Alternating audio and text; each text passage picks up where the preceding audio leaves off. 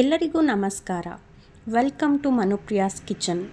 ನಾನಿವತ್ತು ನಿಮಗೆ easy and ಟೇಸ್ಟಿಯಾಗಿ ಕ್ಯಾರೆಟ್ ಬೀಟ್ರೋಟ್ ಪಲ್ಯ ಹೇಗೆ ಮಾಡೋದು ಅಂತ ಹೇಳ್ಕೊಡ್ತಿದ್ದೀನಿ. ಮೊದಲಿಗೆ ಕಡಾಯಿಗೆ 2 ಸ್ಪೂನ್ ಎಣ್ಣೆ, 2 ಸ್ಪೂನ್ ಕಡಲೆಬೇಳೆ ಹಾಕಿ ನೀಟಾಗಿ ಫ್ರೈ ಮಾಡ್ಕೋಬೇಕು. ನಂತರ ಸಾಸಿವೆ, ಈರುಳ್ಳಿ, ಕರಿಬೇವು, 1-3 ಹಸಿಮೆಣಸಿನಕಾಯಿ ಹಾಕಿ ಚೆನ್ನಾಗಿ ಬಾಡಿಸ್ಕೋಬೇಕು. ನಂತರ ಇದಕ್ಕೆ ಆಗಲೇ ತುರಿದಿಟ್ಕೊಂಡಿರೋ ಕ್ಯಾರೆಟ್ ಮತ್ತು ಬೀಟ್ರೋಟ್ನ ಸೇರಿಸ್ಕೋಬೇಕು. ಇದನ್ನು ಹಸಿ ವಾಸನೆ ಹೋಗೋವರೆಗೂ ನೀಟಾಗಿ 1-2 ನಿಮಿಷ ಬಾಡಿಸ್ಕೋಬೇಕು.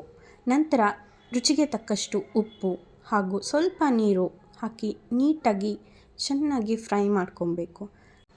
ನಂತರ ಇದಕ್ಕೆ ಕೊತ್ತಂಬರಿ ಸೊಪ್ಪನ್ನ ಹಾಕಿ ಚೆನ್ನಾಗಿ ಫ್ರೈ ಮಾಡಿಕೊಂಡು ಇದಕ್ಕೆ ಒಂದು ಪ್ಲೇಟ್ನ ಮುಚ್ಚಿ ಬೇಯೋದಕ್ಕೆ ಬಿಟ್ಬಿಡಿ.